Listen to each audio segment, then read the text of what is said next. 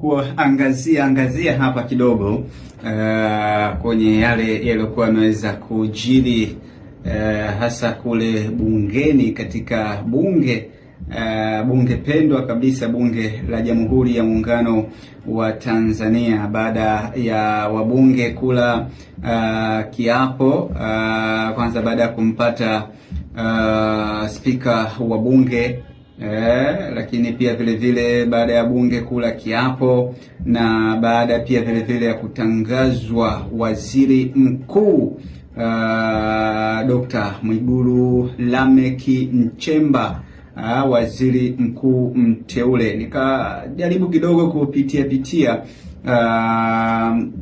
naita wasifu wake kabla ya kuja kupata huu waziri mkuu wa awamu hii. Dr. Mwigulu Lameck Nchemba alizaliwa mnamo tarehe 7 Januari mwaka 1975 mkoani Singida. Ni mchumi na mwanasiasa mwenye uzoefu mkubwa wa serikali na ndani ya Chama cha Mapinduzi CCM. Kabla ya kuingia katika siasa alifanya kazi Benki Kuu ya Tanzania, yani BOT, kama mchumi mwandamizi, na alijikita zaidi katika uchambuzi wa sera za kifedha na maendeleo ya kiuchumi.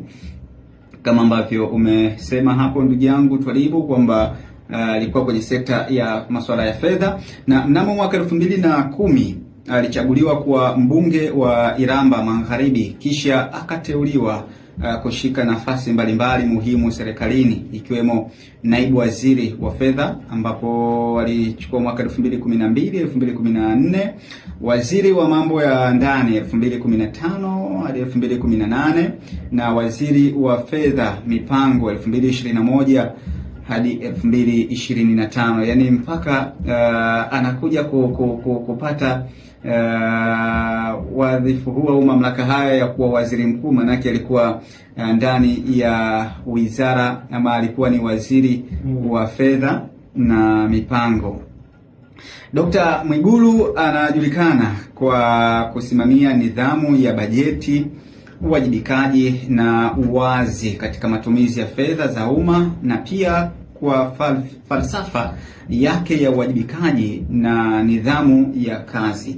Na mnamo Novemba 13, 2025, Rais Samia Suluhu Hassan alimpendekeza rasmi kuwa waziri mkuu wa Jamhuri ya Muungano wa Tanzania. Dr. Mwigulu ni mume wa Dr. Eva Nchemba na ni kiongozi anayejulikana kwa uthubutu wake wa kisiasa na uzoefu mkubwa wa kiuchumi, akizingatia maendeleo ya taifa na ustawi wa wananchi.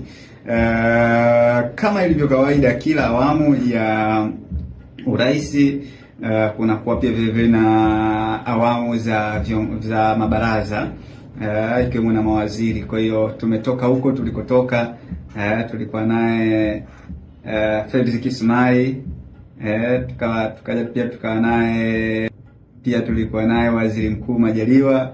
Kwa hiyo na kwa sasa pia tunaye Nchemba. Kwa hiyo